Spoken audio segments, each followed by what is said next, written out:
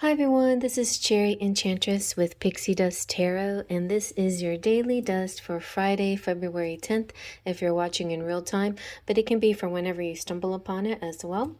I am doing a daily reading, a 3-card just a general collective reading using the Final Rose Tarot. I've been using the Final Rose Tarot leading up to Valentine's Day. So if you're watching in real time, you may be finding yourself in a particular story. The proposal card keeps coming up. The Final Rose Tarot is such a beautiful deck. It's a bachelorette deck. And so I like that TV show. I haven't actually watched yet this season, and I do normally do with my daughter, but she's been busy, so soon we'll get into our bachelor. But in the meantime, I have this. So let's give it a good shuffle and see what we get for this day whenever you watch it. The energy sometimes can go a few days before or after, or it can even hint to something in the future, further in the future. All right, I'm going to take from the middle. Let's see, we got, oh, I've never gotten this one, the Queen of Rings. Have a fun day, love. Single mom. Oh, it's like a little tray of goodies. Did your mom ever do that? Make a lunch for you, shape the bread like a heart or something. I don't know if my mom ever did a heart-shaped bread, but she did a lot of other fun things. Let's see what else. Okay, we have quality time. That's a good one too. 8 of rings. No, 6 of rings. And ooh, the villain. Dun, dun, dun. In comes a block. All right, we're going to figure out what to do about this villain. Let's zoom on in and see what we get. So the Queen of Rings represents the single mom. It doesn't have to be you, but it can be you. It can be somebody you're connecting with. It could be lots of things. It could be that mother energy. But it's definitely the Queen of Pentacles, so it could also be earth signs out there. It could represent that just maternal nature, that loving, caring, maternal provider type person, male or female.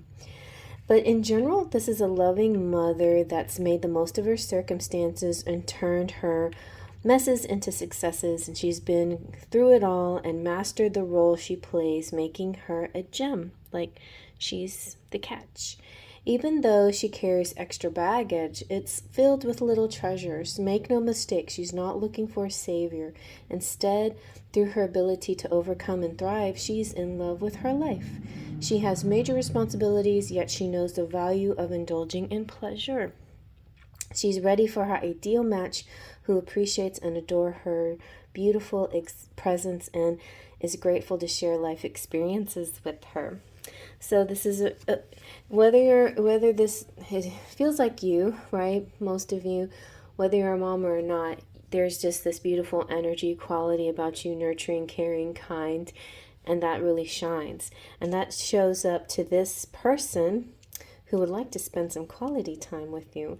Come up and see me sometime.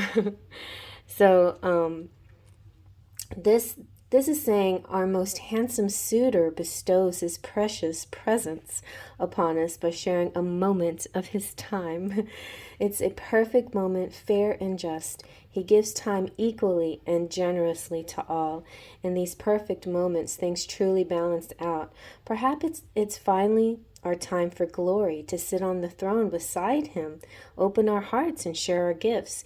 In so doing, the scale tips ever so slightly in our favor, leaving him in awe and wanting more of our attention.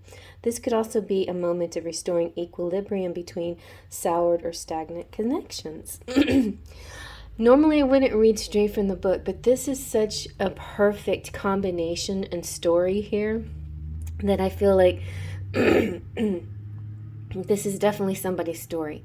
So So we're having a masculine energy and a feminine energy, and there could be interchangeable, like, or the male could be here and the female could be here. Either way, like the female could be the one that gets to make the choices here, and she could be choosing between two people, one who's really kind and loving and nurturing, kind of motherly, and one maybe she's not even choosing this person at all, but maybe this person is coming through to cause some issues. This could be, there could be a female, this could be female, male, masculine, feminine, and it doesn't have to be a person. This could represent an energy that holds somebody back. It could be also an energy of too muchiness.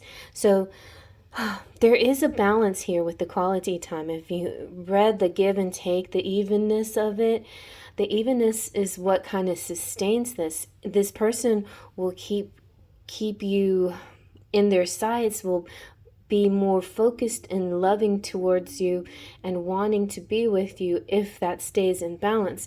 But as soon as the quality time kind of gets out of balance, if it's a little too much, then there's the villain that comes in. The villain might be just the way of thinking, kind of oh no, she's trying to claim me, she's trying to own me, she's trying to possess me. It could be something like that, but it could also, like I said, be a person who's coming through, seeing your connection and being jealous of it and saying, what are you doing? Stop it, give me the attention, or something like that. But anyway, as far as the book is concerned, the villain represents the person that's not, like in The Bachelor, in this TV show, they're not there to make friends with the people. They sometimes are not even there for the bachelor, bachelorette. Sometimes they're just there to get attention, right? It's a lot of times people come into our lives not because they actually want you or they actually want the person you're with, but because they equate you having that person as a reason to fight you or to be jealous of you or to challenge you for some reason, because it challenges their own self-worth. So be aware of other people and yourself, but those jealous triggers, what do they mean? Like, go dive into the jealous trigger. Where does that come from? Why does it come from? Why is it there? What does it pertain to? It probably goes back to a self-worth issue, either you or another person, but either way. I mean, I had it told to me once, if you're not jealous, then it doesn't mean you love me. I'm like, that doesn't make any sense. To me, the opposite of jealous is true love, but like the very open, loving, giving energy, unconditional love is true love. But I get it now. Since then I've discovered, yeah, like the people that I really, really was connected with, I did get a bit of a jealous and possessive energy inside. And so it's just something that is so natural. It's nothing to like to be overly critical and judge yourself about, but it is something to be aware of if you have it, but definitely be aware if some other person has this quality, because it can be a motivation behind some of the stuff that happens behind scenes, things that you don't find out about until later, and sometimes things that you react to because of other people's jealousies, right? So the villain is not here to make friends, and the essential hypnotic presence of the villain draws you in and shines a light on the negative influences within all of us. This could also be the bad boy or the bad girl, something about the wrong person with the wrong characteristics draws us in, but he or she's there to teach us that side of us. What is it about us that draws us to this dark side? This could also represent your shadow side too. So the villain can be like the star of the show, even if it's for a little while, but eventually this villain leaves, because there's no room in the same sentence for fear and love. Fear, now hate and love are kind of on the same spectrum, but fear and love cannot be together. So it's important to release those fears so you can have more love in your connection. But it's going to be escorted away. This villain is always escorted away, at least in the TV show. And I got the feeling, I got a channeled message this morning about karma. And I've had mixed feelings about karma overall. Like initially I believed in karma and also instant karma. And then I went through a phase where karma only happens if you bring it over from another life, if you choose to bring karma over. But then I was thinking, I think there is a kind of balancing act that happens, because I feel like they're good, bad people get away with stuff sometimes, but I think, and I feel deep in my heart that it comes back to them eventually. I just feel like lately there can be more instant karma happening. So like at the beginning of the day, if somebody does something bad to you, by the end of the day, they'll regret it. It won't play out good for them. So, and just be real cautious about the way you go about things, like your motivations is not to get back, revenge, trying to do harm to others. Your motivation should just be about leveling your own life up and living your best existence. And what those people that are dealing with what they're dealing with, it's not really your responsibility unless you're some kind of counselor for them, but it's their responsibility to figure out their own path and their own plan in their own life, So, and now the interesting thing is when you're connecting with somebody romantically, it almost feels like you have some responsibility to that, especially if you're thinking that you're a twin flame. And I see where a lot of people get confused in the twin flame connection, where a lot of readers will say, where you're mirroring each other, and so it kind of almost makes you feel responsible for them, because you feel like what they do is what you are, what you are is what they are. And I get that to a certain extent, but also even in that scenario, it's still up to you to raise the vibration, to be the best you can be.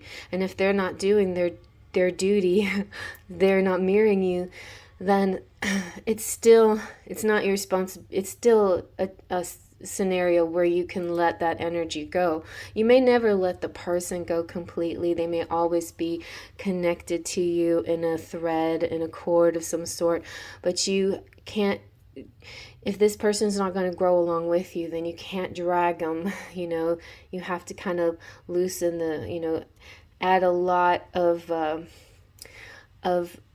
what is that called? The thread, loosening that thread. Slack. Let a lot of slack. Now, if you feel in your heart that there's an ability for this person, if they feel like they're doing, you might want to pull on that thread, pull that string.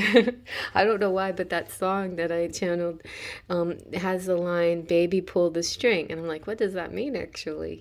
Pull the string. It's like bring it in, pull it in. So there's that too. You can decide for yourself whether they're ready to be pulled back in or not.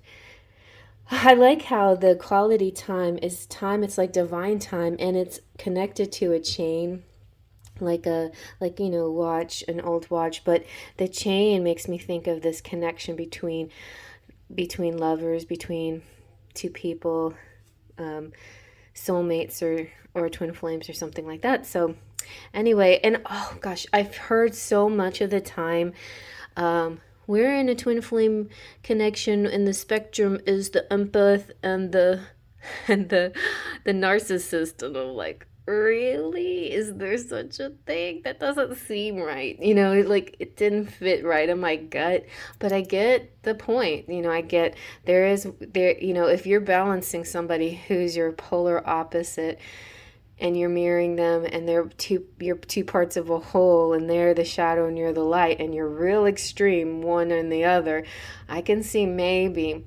But even the extreme, I think it's a time to get closer to the middle and become shades of gray, because I think that this high and mighty energy needs to start facing the shadow energy a little bit more, so that the shadow will see the light and they can be more gray instead of extreme.